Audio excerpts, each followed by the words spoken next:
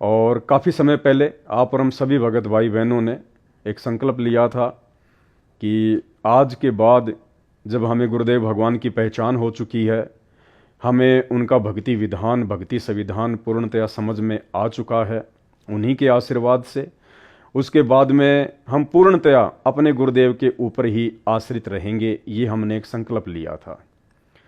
चाहे समस्या छोटी आओ, चाहे समस्या बड़ी आओ, ज़रूरत चाहे छोटी हो चाहे बड़ी हो, चाहे पैसे की हो, हम किसी के आगे हाथ नहीं फैलाएंगे।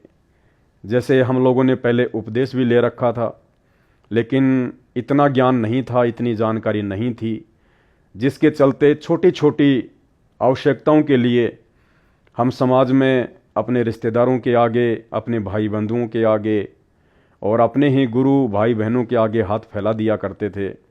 लेकिन अब हम सभी सत्सेवक भाई बहनों ने ये संकल्प लिया है कि आज के बाद यदि मेरे जीवन में किसी भी प्रकार की कोई भी समस्या आएगी, कोई भी संकट आना होगा, तो मैं अपने गुरुदेव परम पूज्य सतगुरु रामपाल जी परमेश्वर जी से ही मेरी हर प्रकार की समस्याओं के समाधान की, संकटों के निवारण की प्रार्थना करूंगा।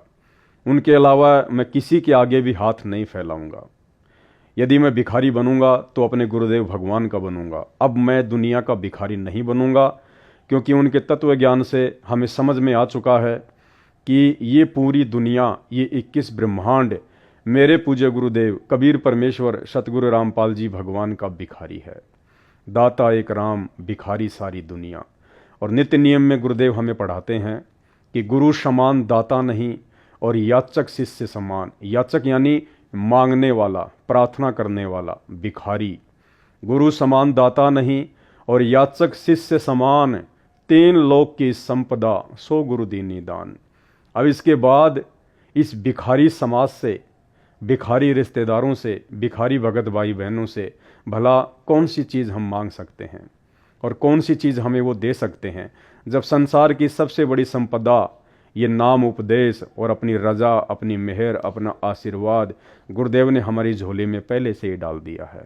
तो अब हमारे जीवन में चाहे समस्या छोटी हो या बड़ी हो, और यदि कोई समस्या हमारे जीवन में आएगी मर्यादाओं में रहते सहते, तो गुरुदेव भगवान ने कहा कि बेटा, सूली की सज़ा परमात्मा सूल में काट रहा है। बहुत बड़ी समस्या जो तेरे ऊपर आनी थी, परमात्मा थोड़े से में, हल्के से दर्द में तेरी समस्या को दूर कर रहा है। तो ऐसे समय में भाई और बहनों, हमें बिल्कुल भी भक्ति मार्ग से विचलित नहीं होना चाहिए, डगमग नहीं होना चाहिए, क्योंकि एक समय उपरांत जब परमेश्वर हमें इतना ज्ञान दे देते हैं, अपने हर प्रकार के भक्ति विधान से हमें रूबरू करवा देते हैं, उसके बाद परमात्मा खुद भी जानबूझकर हल्का फुल्का दर्द, दुख, परेशानियां, तकलीफ, संकट, समस्याएं जानबूझकर हमारे सामने पैदा करते हैं, हमारी परीक्षा लेने के लिए कि हम कितना अपने गुरुदेव के ज्ञान को समझ पाए और कितना हम अपने गुरुदेव के ऊपर विश्वास कर पाए हैं। क्या इतने दिनों के बाद, इतने वर्षों के बाद, इतना ज्ञान लेने के बाद भी छोटी छोटी बातों के लिए हम दुनिया के भिखारी बनेंगे, या छोटी छोटी समस्याओं के लिए हम दुनिया के आगे हाथ फैलाएंगे, या किसी और से उम्मीद की आशा करेंगे? इन तमाम बातों को देखने के लिए वो अंतर्यामी परमेश्वर, खैर उन्हें तो पहले से ही सब कुछ पता होता है कि जीव मेरे द्वारा ली जाने वाली परीक्षा में क्या करेगा, क्या नहीं करेगा, किस तरफ ये मुंह उठा के देखेगा, या अपने गुरुदेव से ही हर प्रकार की उम्मीद रखेगा। उन्हें तो सब कुछ पहले से ही पता होता है, क्योंकि हम रोज़ संध्या आरती में पढ़ते हैं, अंतर्यामी एक तुम आत्म के आधार, और जो तुम छोड़ो हाथ तो मोह कौन उतारे पार। गुरुदेव भगवान अंतर्यामी हैं, वो हमारे घट के अंदर की सब बातें जानते हैं। जो बातें हम सोचते भी नहीं हैं या आने वाले कुछ वर्षों में सोचेंगे, वो बातें भी परमेश्वर को पहले से ही पता है।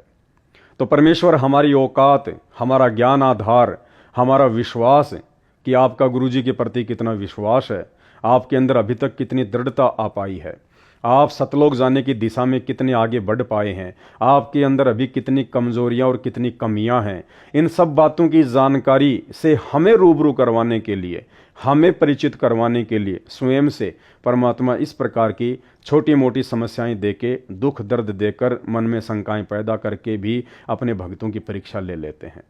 तो भाई और बहनों, हर स्थिति में अब हमने दृढ़ ही रहना है, चाहे कितना ही भयंकर काम क्यों ना बिगड़ता दिखाई दे। हमने किसी और के ऊपर अपने गुरुदेव के अलावा उम्मीदों की नज़रें नहीं टिकानी है।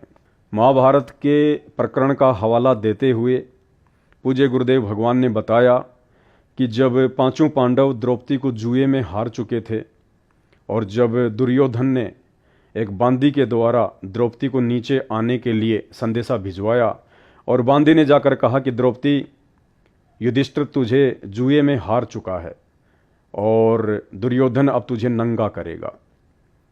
तो द्रौपदी को यकीन नहीं हुआ। उसने कहा कि क्यों मजाक करती है, मेरे पांचों पति एक से एक महारथी, एक से एक धनुर्धारी, गदाधारी अभी जिंदा हैं, नीचे बैठे हुए हैं। उनके रहते सहते भला किसकी मजाल जो मुझे हाथ लगा दे। इसके अलावा गंगा पुत्र भीष्म, द्रोणाचार्य, कृपाचार्य, कर्ण, विदुर और स्वयं धृतराष्ट्र भी तो सभा में बैठा हुआ है। इन सब के रहते सहते भला दुर्योधन की क्या औकात जो मेरे कपड़े उतार सके, मेरे वस्त्रों का हरण कर सके। उसको अहंकार था, उसको घमंड था। लेकिन जब वो नीचे गई, दुशासन आया और उसके बालों को पकड़कर घसीटता हुआ उसे सभा में लेकर गया। और वहां जब उसने देखा कि मेरे पांचों पति, जिनके ऊपर मैं फूला नहीं समा रही थी, जिनके ऊपर मैं नजरें टिका के बैठी हुई थी, उनकी गर्दनें नीची थी। भीष्म पितामह, कर्ण, द्रोणाचार्य, दुर्योधन का मलिन अन्न खाकर उनकी बुद्धि भी भ्रष्ट हो चुकी थी, उन्होंने भी नीचे गर्दन कर ली। और तो और दुर्योधन का पिता धृतराष्ट्र, जब द्रौपदी ने उससे प्रार्थना की, उसने भी नीची गर्दन कर ली। उसके बाद में द्रौपदी का अहंकार टूटा, उसका घमंड टूटा कि मैं जिनके ऊपर नजरें टिका के बैठी थी, आज वो सब नीची गर्दन करके बैठे हुए हैं। तब द्रौपदी ने अपने गुरु को याद किया। उस समय श्री कृष्ण जी उनके धार्मिक गुरु थे। और जब उसने श्री कृष्ण जी को याद किया तो श्री कृष्ण जी ने तो कहाँ द्रौपदी की रक्षा के लिए आना था, वो तो उस समय अपनी पत्नी रुक्मणी के साथ चौपड़ पासा खेल रहे थे, शतरंज खेल रहे थे।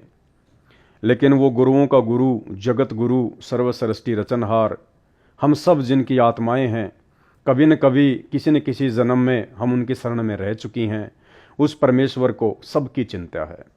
और वो परमेश्वर, वो असली मुरारी, वो कबीर देव भगवान जो वर्तमान में परम पूज्य सतगुरु रामपाल जी के चोले में धरती पर प्रकट हैं, उन्होंने सूक्ष्म रूप बनाया और द्रौपदी को निर्वस्त्र होने से बचाया। भाई और बहनों, आज हमने उसी परमपिता परमेश्वर के ऊपर अपनी नजरें टिका के रखनी है। आज उनके ज्ञान आधार से, उनके आशीर्वाद से हमने सत्संग सुनकर हर प्रकार की बुराइयों से, विषय विकारों से किनारा कर लिया है। अपने पेट पोषण के लिए नेक नीति और ईमानदारी से अपना काम धंधा करते हैं।